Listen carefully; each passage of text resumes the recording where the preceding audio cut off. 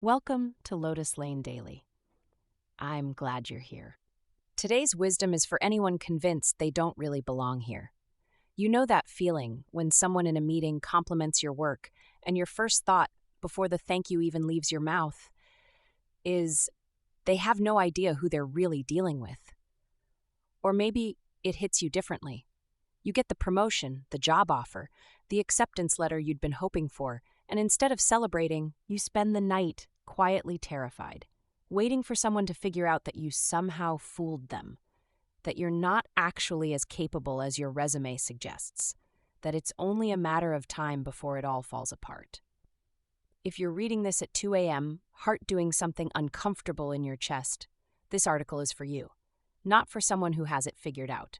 Not for someone who just needs a productivity hack.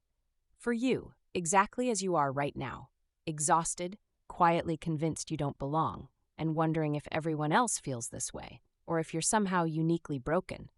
You're not broken, and you're not alone. But let's not just say that and move on, because you've probably heard it before and it hasn't helped much. What's actually happening? Imposter syndrome isn't a character flaw. It's not even really a syndrome in the clinical sense. It's a pattern of thought, a story your mind tells you, on repeat, usually when the stakes feel high. Psychologists Pauline Clance and Suzanne Imes first named it in 1978 after noticing it almost exclusively in high-achieving women. Subsequent research found it everywhere, in surgeons, in CEOs, in artists, in academics, in people who, by every external measure, were genuinely excellent at what they did. Here's the cruel irony. The more capable and conscientious you are, the more likely you are to feel this way. People who don't think carefully about their limitations rarely worry about them. The fact that you're questioning yourself, that you care about doing good work, that you notice the gap between where you are and where you want to be, that's not evidence of inadequacy. That's evidence of self-awareness. But knowing that doesn't make the feeling go away. So let's talk about what might actually help. Stop trying to feel confident first. Most advice about imposter syndrome tells you to work on your mindset. Reframe your thinking, build your confidence, visualize success. And while there's nothing wrong with any of that, it often misses something fundamental. You don't need to feel confident before you act. You just need to act. There's a line from a collection of philosophical writings that has stayed with me. 100 theories without a single action are worthless. Even one small step taken with determination changes everything. This sounds simple. It isn't. When you feel like a fraud, the instinct is to prepare more, read more, study more, wait until you're ready. But ready is a moving target. The preparation becomes a way of hiding. The person who feels like an imposter tells themselves they'll speak up in meetings once they know more, will apply for that role once they have more experience, will share their work once it's truly ready. And meanwhile, the silence and the waiting only make the fear louder. The antidote isn't confidence, it's action taken in the presence of fear. Small, specific, concrete action. Send the email, make the suggestion, submit the application. Not because you've stopped being scared, but because the action itself is what starts to change things, where these feelings usually come from. Imposter syndrome doesn't appear out of nowhere. For a lot of people, it's rooted in something real from their past. Messages they received about who gets to be successful, who belongs in certain rooms, who is the type to achieve things.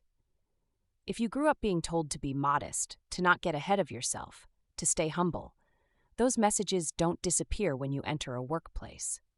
They follow you in.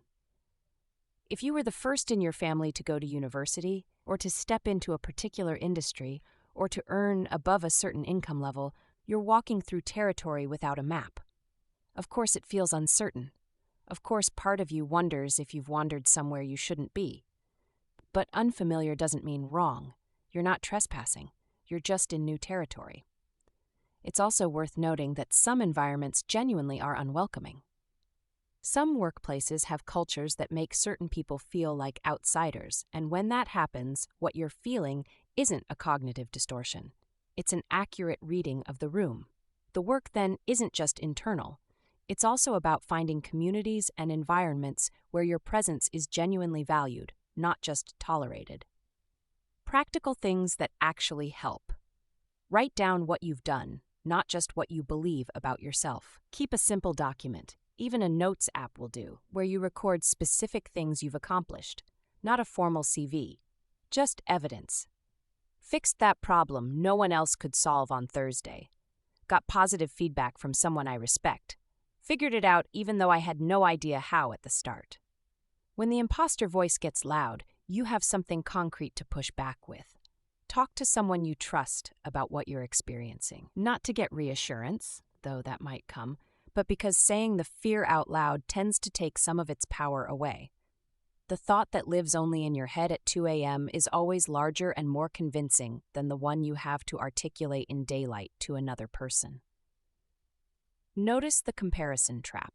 Imposter syndrome thrives on comparison, particularly the habit of comparing your inner experience to other people's outer performance. You see their competence and ease, they see yours.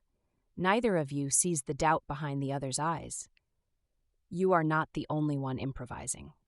Get curious about your discomfort instead of trying to immediately fix it. When the imposter feeling shows up, instead of fighting it, try asking, "What is this protecting me from? What would I do if I weren't afraid of being found out?" The answer to that second question is usually the thing most worth doing. The deeper shift. Here's something that ancient thinkers understood, and that modern psychology is slowly catching up to. The way we change ourselves and the way we change our circumstances are not separate things. They happen together through the same process of showing up differently, one moment at a time. One philosopher put it this way, and these words have held up across centuries for good reason. Human revolution is not something special or out of the ordinary. It is the process of transforming our lives, one challenge at a time. That's worth sitting with. You don't have to have a dramatic breakthrough. You don't have to arrive at some permanent state of confidence or self-assurance.